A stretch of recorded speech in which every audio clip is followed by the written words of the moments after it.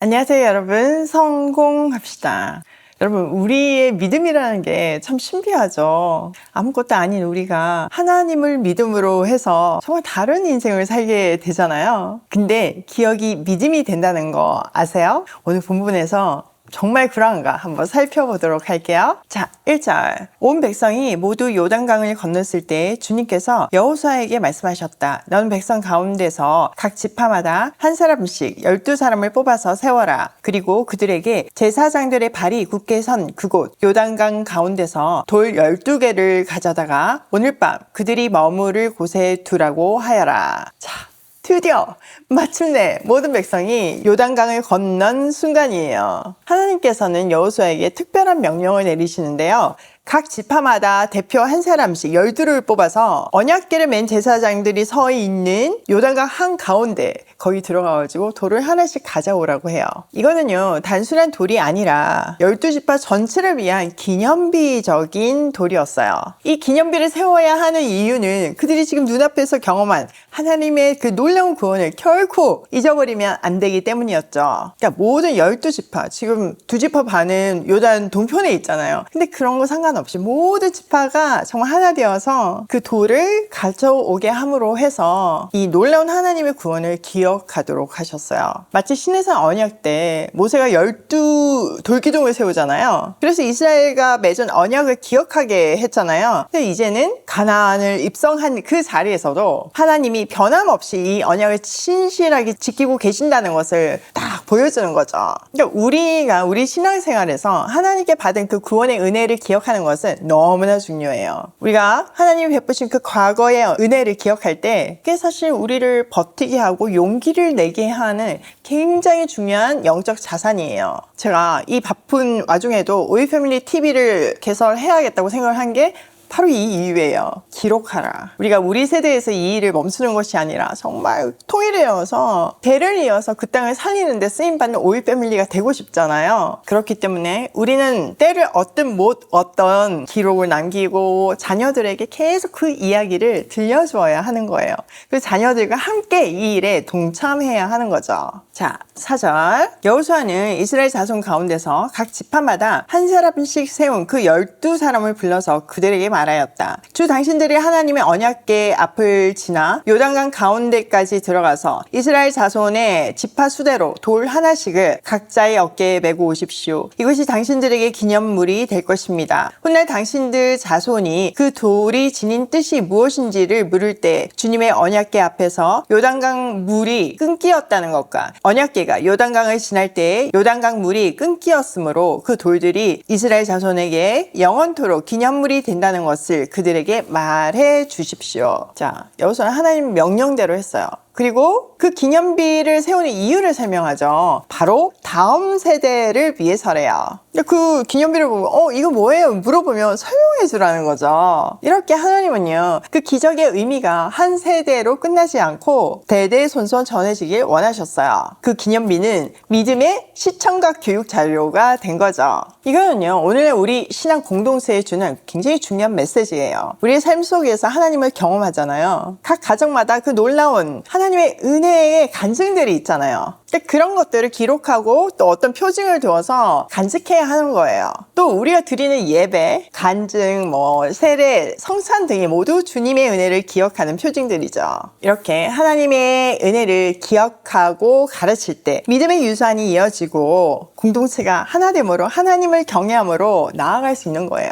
저희가 어저께 기아대책하고 미팅을 했거든요. 그런 어떤 NGO 단체들하고 미팅을 하면요, 다 놀라면서 물으세요. 어떻게 그런 일을 하시냐고. 우리가 어떻게 이런 일을 할까요? 어떻게 이렇게 정말 가족이 되어주는 엄청난 헌신이 없이는 불가능한 일을 할 수 있을까요? 네, 맞아요. 우리가 말씀 앞에서 하나님의 말씀을 기억하고 한 마음으로 나아가기 때문이에요. 그리고 우리 오일 패밀리 안에 그 정말 놀라운 하나님의 역사들이 있잖아요. 그것이 우리에게 증거가 되고 나아갈 수 있는 힘이 되게 하는 거죠. 그러니까 말씀대로 산다는 거는요, 이렇게 복되고 행복한 일이 일이에요. 자, 8절. 그래서 이스라엘 자손은 여호수아가 명령한 대로 하였다. 그들은 주님께서 여호수아에게 말씀하신 대로 이스라엘 자손의 지파수에 따라 요단강 가운데서 돌 12개를 메고 나와서 그것들을 그들이 머무르는 곳까지 가져다가 그곳에 내려놓았다. 여호수아는 요단강 가운데 언약궤를 메었던 제사장들의 발이 머물렀던 곳에 다른 12개의 돌을 세웠다. 그 돌들이 오늘까지 거기에 있었다. 자,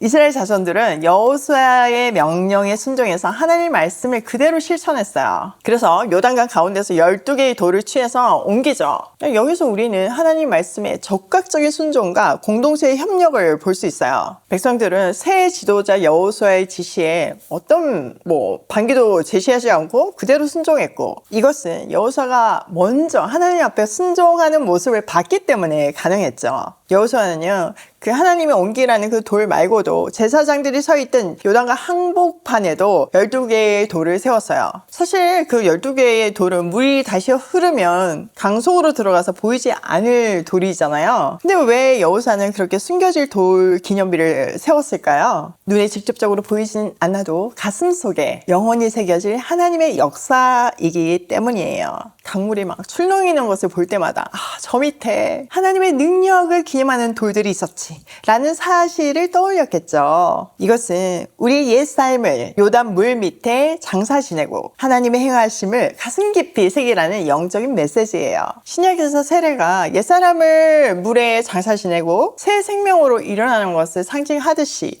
요단강 속 돌들은 과거 광야의 반항과 불순종을 물 밑에 묻고 이제 새 땅에서 새 신앙으로 살겠다는 표징으로 볼 수 있어요. 우리도 드러나는 신앙의 표시뿐만 아니라 가슴 깊은 곳에 하나님의 새기는 일이 필요해요. 말씀을 마음에 품고 기억하는 것이 가장 확실한 신앙의 기념비가 되죠. 자, 10절. 주님께서 여호수아를 시켜 백성에게 명령하신 일, 곧 모세가 여호수아에게 지시한 일이 그대로 다 이루어지기까지 궤를 맨 제사장들이 요단강 가운데 서 있었다. 백성은 서둘러 강을 건넜다. 백성이 모두 건너기를 마치자 주님의 궤와 그 궤를 맨 제사장들이 백성이 보는 앞에서 건넜다. 자, 하나님의 명령이 다 마무리될 때까지 언약궤를 맨 제사장들은 요단강 한가운데 굳게 서 있었어요.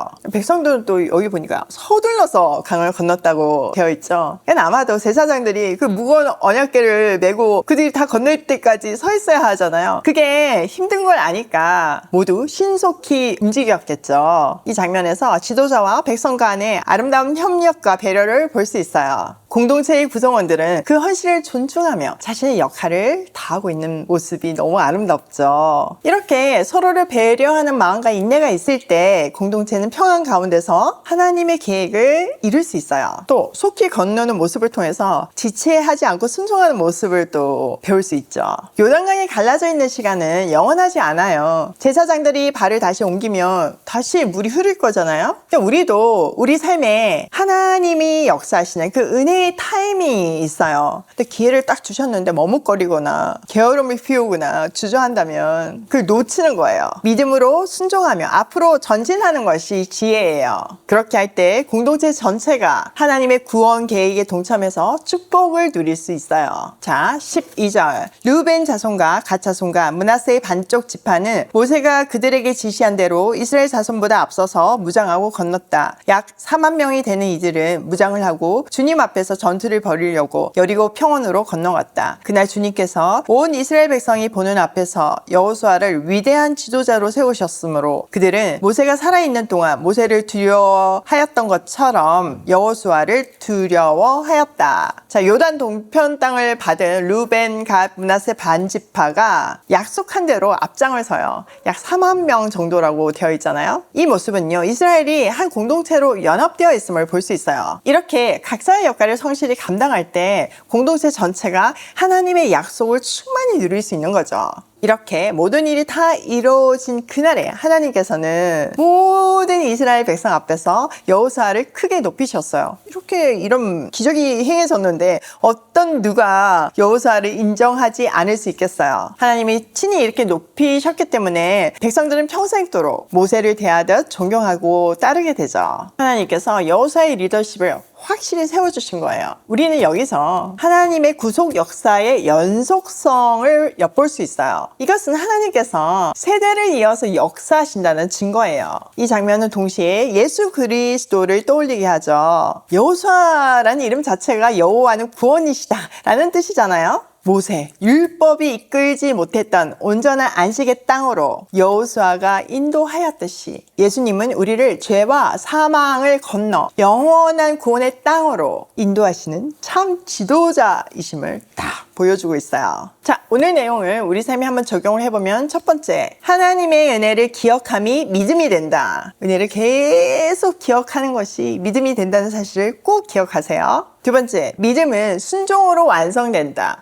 대단한 믿음이 있어도 어떤 행함이 없다면 그거는 그냥 머릿속 안의 믿음일 뿐이에요. 믿음은 우리의 순종을 통해서 완성됩니다. 세 번째, 나의 순종은 다음 세대의 믿음을 세운다. 나의 순종은 내 삶을 보장할 뿐만 아니라 다음 세대의 믿음을 세우는 디딤돌이 돼요. 그렇기 때문에 우리 그 순종의 발걸음이 여러분 얼마나 중요한지를 기억하셔야 돼요. 오늘도 나와 우리 가정과 다음 세대를 믿음으로 세우기 위해 순종하는 발걸음으로 고고싱해요.